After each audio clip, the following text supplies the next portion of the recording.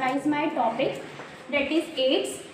HIV क्या होता है? HIV is a virus that attacks the body and immune system making it difficult to fight off infection and diseases. ठीक है, तो जब हमारी बॉडी में HIV एंटर करता है तो हमारी इम्यून सिस्टम को वीक कर देता है और अदर डिजीजेस से फाइट करने के लिए उसको इतना वीक कर देता है कि और डिजीजेस एंटर करने लगती है। ठीक है, इसका पॉजिटिव एजेंट है HIV क्या होता है? Human immune deficiency virus. ठीक है, तो इससे एड्स कॉज होता है। एड्स के दो टाइप होते हैं, या HIV के दो टाइप होते हैं, HIV1, HIV2। HIV1 जो है वो बहुत ज़्यादा देखने को मिलता है, ठीक है, वर्ल्ड वाइड देखने को मिलता है, जल्दी ट्रांसमिट हो जाता है।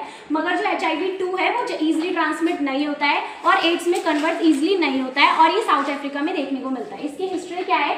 ये 1981 में फर्स्ट केस आया था इसका, जो USA में देखने को मिला था। 1986 में इसका फर्स्ट केस इंडिया में देखने को मिला था, और 87 में जो है पुष्कर राजस्थान में, जहाँ पे राजस्थान में बहुत ज़्यादा केसेस देखने को मिलते हैं HIV के।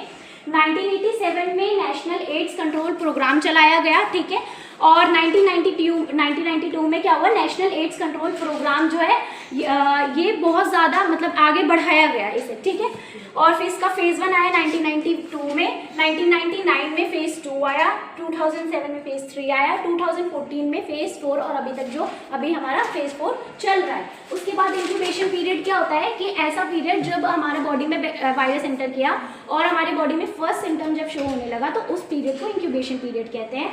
जो HIV का इंक्यूबेशन पीरियड होता है वो होता है 6 to 10 ईयर्स, मैक्सिमम क्या होता है 8 ईयर्स का होता है। विंडो पीरियड भी होता है। विंडो पीरियड क्या होता है? जब हमारी बॉडी एंटीबॉडी बनाने लग जाती है उसके खिलाफ, और वो होता है 6 to 10 weeks. Mode of transmission क्या होता है? ये किस से कैसे ट्रांसमिट होता है? अनप्रोटेक्टेड सेक्स से, निडल स्टिक इंजरी से, इन्फेक्टेड ब्लड ट्रांसफ्यूजन से, infected needle IV drug user, और वर्टिकल ट्रांसमिशन ऑफ एड्स, यानी मदर से फीटस में जा सकता है, इसका मोड ऑफ ट्रांसमिशन होता है। ठीक है, साइन एंड सिम्टम्स क्या होता है? 4 स्टेज होता है, stage 1, stage 2, stage 3, stage 4। Stage 1 में क्या होता है? एसिम्प्टोमेटिक होता है, मतलब ये इतना सिम्टम शो नहीं होता है। ठीक है, स्टेज 1 में गांठें भी देखने को मिलते हैं, जिसे जनरलाइज लिम्फ एडिनोपैथी भी कहते हैं। स्टेज 2 में अनएक्सपेक्टेड वेट लॉस होता है, रीअकरेंट ओरल अल्सर्स भी देखने को मिलते हैं, ओटाइटिस मीडिया भी देखने को मिलता है, फेरेंजाइटिस भी देखने को मिलता है।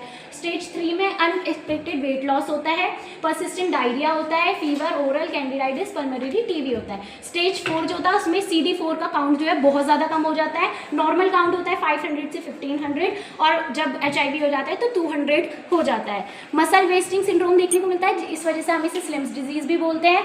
न्यूमोसाइटिक कार्निनी निमोनिया भी इसमें देखने को मिलता है पेशेंट के अंदर। ठीक है, डायग्नोस्टिक टेस्ट क्या करेंगे? एंटीजन बेस्ड टेस्ट करेंगे, जिसमें RT-PCR, DNA PCR होता है। एंटीबॉडी बेस्ड टेस्ट करेंगे, जिसमें ELISA टेस्ट होता है, और मोस्ट कॉमन टेस्ट क्या होता है? वेस्टर्न